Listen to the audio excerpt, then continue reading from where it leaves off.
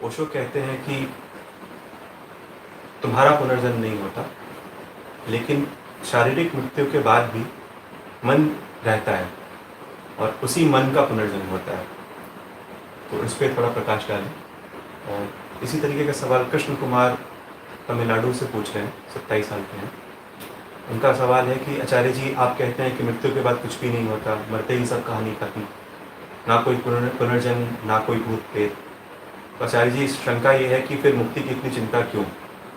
अगर जीवन में इतना दुख है तो आत्महत्या एक विकल्प हो सकता है, क्योंकि मृत्यु के बाद तो हम होंगे ही नहीं। दोनों पुनर्जन्म के बारे में सवाल पूछ रहे हैं। अध्यात्म इसलिए नहीं होता कि मृत्यु के बाद का जीवन तुम संवार लो। अध्यात्म इसलिए होता है कृष्ण कुमार, ताकि अभी आज इसी जन्म के दुखों से तुम छुटकारा पा सको। ये बात साफ साफ समझने की है। अध्यात्म का कोई संबंध अगले पिछले जन्म से नहीं है। तुम आज दुखी हो और जैसे तुम दुखी हो तुम वैसा ही दुखी रहने जा रहे हो। अध्यात्म उस दुख का निवारण करने के लिए है। अब तुमने कहा कि अगर अध्यात्म इसी दुख के निवारण के लिए है तो आत्महत्या ही क्यों ना कर ले। अध्यात्म तुम्हें ये भी समझाता है कि जीते जी तुम्हें जो आनंद उपलब्ध हो सकता है, आत्महत्या कर ली तो उससे वंचित रह जाओगे। समझो, अभी तुम घोर दुख में हो, ठीक कहा तुमने, आत्महत्या एक विकल्प है। आत्महत्या करके अधिक से अधिक क्या मिलेगा? ये सांत्वना कि अब दुख नहीं झेल रहे, है ना, पर आनंद तो नहीं मिल गया ना, या मिल गया? तो आत्महत्या भी बड़ा ओछा विकल्प हुआ ना। जीवन मिला था ताकि तुम मुक्ति की उड़ान भर सको।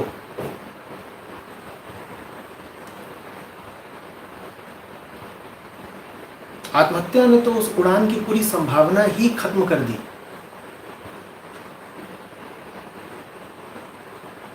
तो आत्महत्या कोई अच्छा विकल्प नहीं हो सकता। तर्क अपना समझना। तुम तर्क कह रहे हो कि अगर अध्यात्म का अगले पिछले जन्म से कोई संबंध नहीं, अगर अध्यात्म इसी दुख, इसी जन्म के दुख को खत्म करने के लिए है, तो इस जन्म का दुख तो आत्महत्या से भी खत्म हो सकता है। मैं कह रहा हूं तुम्हारा तर्क गलत है।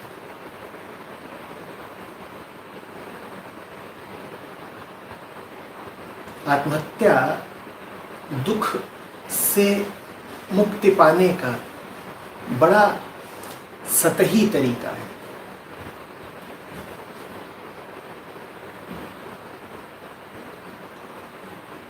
आत्महत्या ऐसी चीज हो गई कि तुम्हें कुछ मिला था जो अरबों की संभावना रखता था,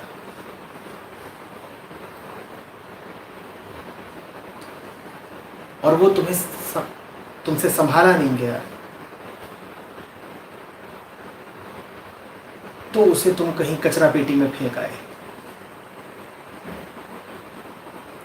कचरा पेटी में फेंक आए तो तुम संभालने के दायित्व से तो मुक्त हो गए, लेकिन साथ ही साथ अरबों के मूल्य से भी तो वंचित रह गए ना। जीवन सिर्फ इसलिए ही नहीं है कि दुख से बचकर भाग सको। जीवन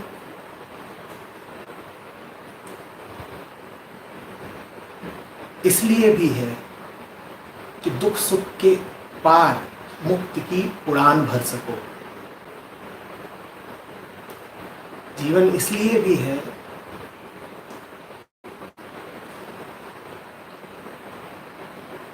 स्वयं उड़ान भरो और औरों को भी उड़ान भरवा सको।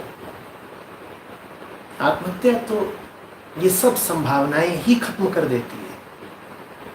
जिसने आत्महत्या कर ली वो क्या उड़ान भरेगा और कब उड़ान भरेगा? जिसने आत्महत्या कर ली अब वो किसके प्रति करुणा दर्शाएगा? जिसने स्वयं ही उड़ान नहीं भरी वो दूसरों का हाथ पकड़ के कैसे उन्हें सहारा देगा? जिसके अपने पर ही नहीं खुले वो दूसरों के परों को क्या जान देगा? और जीवन में ये सब संभावनाएं थीं। खुद भी आगे बढ़ने की संभावना थी, औरों को भी आगे बढ़ाने की संभावना थी। उन सब संभावनाओं को आत्महत्या खा गई।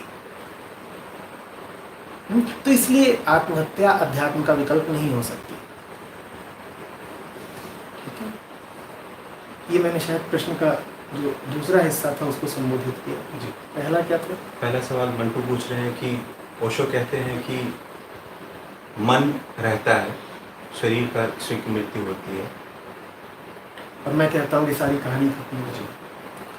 देखो मंटू, ये जो मन रहता है जिसकी बात कुछ मनीषियों ने की, वो तुम्हारा मन नहीं होता, वो मन मात्र होता है। मृत्यु के बाद वो नहीं शेष रह जाता जिसे तुम अपना कहते हो, जो व्यक्तिगत है तुम्हारा। तो अगर तुम पूछोगे कि क्या मृत्यु के बाद भी कहानी चलती रहती है, तो मैं कहूँगा हाँ। तुम पूछोगे क्या मृत्यु के बाद मंटू की कहानी चलती रहेगी, मैं कहूँगा ना। कहानी चलती रहेगी। कहानी तो तब भी चल रही थी जब इस पृथ्वी पर एक भी जीव नहीं था। पर क्या वो कहानी किसी की व्यक्तिगत पर्सनल कहानी थी? ना। कहानी तब भी चलती रहेगी जब इस पृथ्वी से सारे जीवों का विलोप हो जाएगा। बिल्कुल हो सकता है कोई विशाल पत्थर आकर के इस पृथ्वी से टकराए, इसी पल इस पृथ्वी से सारा जीवन नष्ट हो सकता है। सारा जीवन नष्ट हो जाएगा, क्या कहानी नष्ट होगी? नहीं, कहानी नष्ट नहीं होगी, कहानी चलती रहेगी। पर क्या वो किसी की कहानी होगी? नहीं, वो किसी की विशिष्ट कहानी नहीं होगी, वो किसी की व्यक्तिगत पर्सनल कहानी नहीं होगी। जिसको तुम अपना व्यक्तिगत आपा कहते हो, पर्सनल आई कहते हो, वो मृत्यु के बाद किंचित भी शेष नहीं रहता, जरा भी नहीं बचेगा। लोगों को ये भ्रम हो जाता है। और भ्रम हो ही नहीं जाता। इस भ्रम को स्वार्थवश आगे बढ़ाया गया है कि मृत्यु के बाद भी व्यक्ति का कुछ शेष रह जाता है। नहीं, मृत्यु के बाद शेष निश्चित रूप से रह जाता है, पर व्यक्तिगत कुछ नहीं शेष रह जाता। तुम नहीं बचोगे, कुछ बचेगा।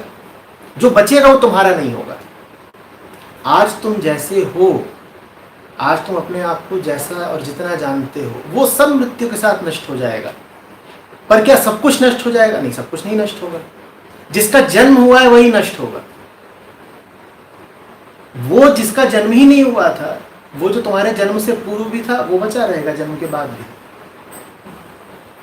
तुम नहीं बचे रहोगे। तुम तो अहम हो, तुम तो एक नाम हो, तुम स्मृतियां हो, तुम देह हो।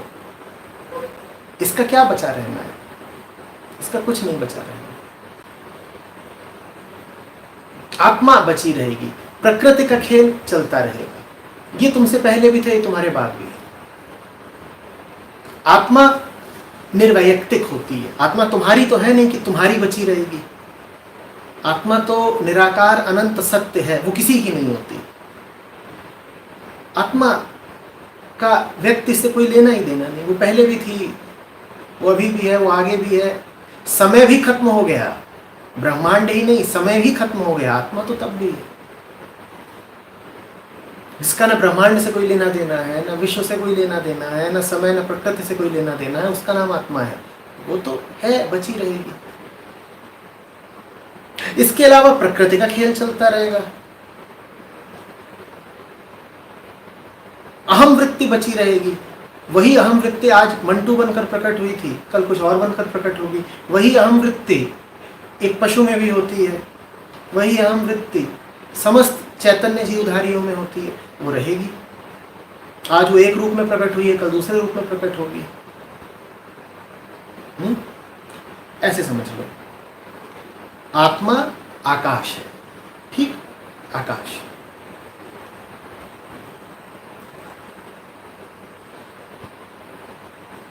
आकाश जिसका पदार्थ से कोई लेना ही देना नहीं।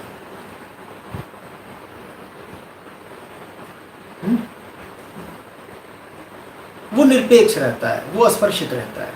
कोई जिए कोई मरे, आकाश को क्या फर्क पड़ता है।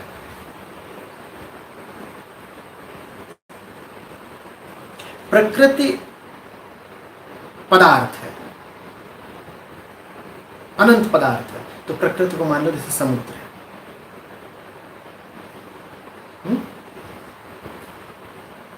मंटू उस समुद्र की एक लहर है,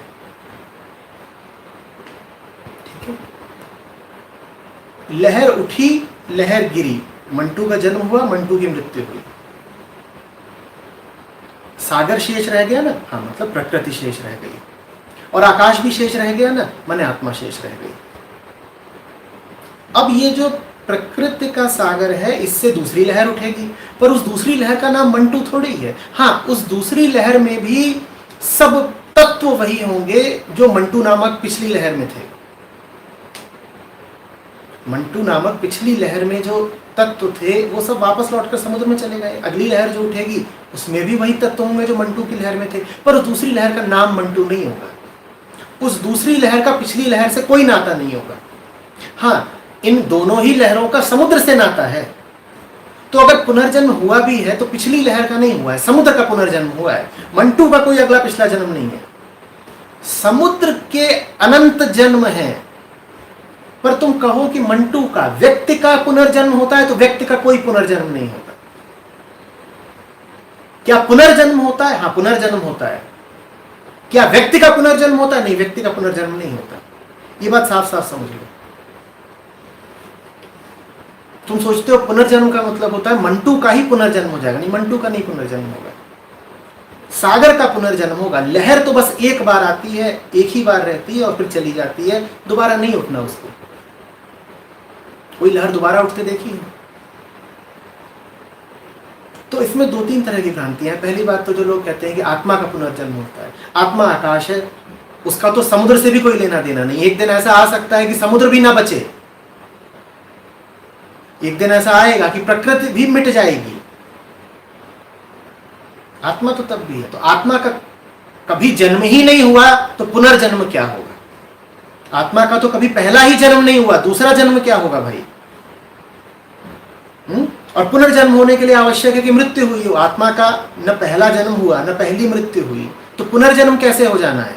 आत्मा अनंत है, अमर है, अचल है। अब आते हैं प्रकृति पर। प्रकृति का पुनर्जन्म होता है, बार बार होता है। मिट्टी से फूल उठता है, फूल फिर मिट्टी हो जाता है, मिट्टी से फिर फूल उठता है, फूल फिर मिट्टी हो जाता है। ये सब पुनर्जन्म का खेल चल रहा है। तो तीनों को ठीक से समझ लो। आत्मा का पहला ही जन्म नहीं होता तो पुनर्जन्म की तो कोई बात ही नहीं। आत्मा का पहला ही जन्म नहीं होता तो दूसरे जन्म की कोई बात नहीं। प्रकृति के अनंत पुनर्जन्म होते हैं और व्यक्ति का एक ही जन्म होता है। इन तीनों चीजों को अलग अलग और साफ साफ समझ लो। आत्मा का कोई जन्म नहीं होता, प्रकृति के अनंत जन्म, अनंत पुनर्जन्म है, और व्यक्ति का एक जन्म है, मंटू। अब इस विषय पर किसी तरह का कोई संदेह बचना नहीं चाहिए। कई तरह की रूढ़ियां, कई तरह के अंधविश्वास पुनर्जन्म के विषय पर स्पष्टता न होने के कारण फैले हुए हैं। उन अंधविश्वासों से बचना।